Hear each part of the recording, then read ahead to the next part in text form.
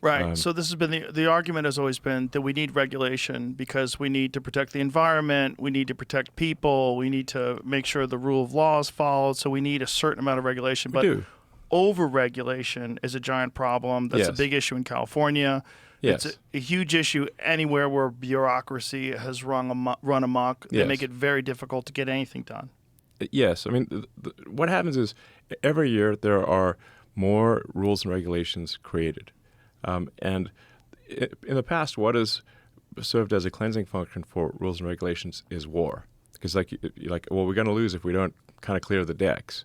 But we haven't really had an existential threat of war in the U.S. We've had prosperity for a long time, which has resulted in a massive buildup of rules and regulations every year. And to the point where, like I said, like everything's illegal. And it's not like any one regulation is the problem. It's like Gulliver being tied down by a million little strings. It's not like any one string is the problem, but you got a million of them. So we've got to clear the decks here. And I'm not saying we shouldn't have regulators. I'm just saying we've gone way too far. One should think of regulators like referees on a field, a sports field.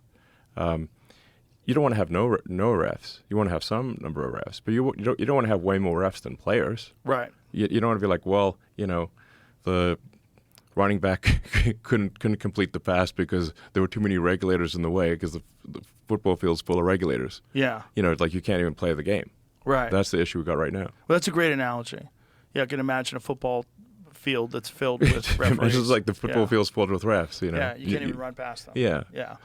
That I've seen criticism of this idea of you coming up with this department of like firing a bunch of people and what would happen and how would that work. But the criticism doesn't make any sense to me because if you can prove that there's a lot of wasted time and resources, which I think is pretty easy to do. Yeah.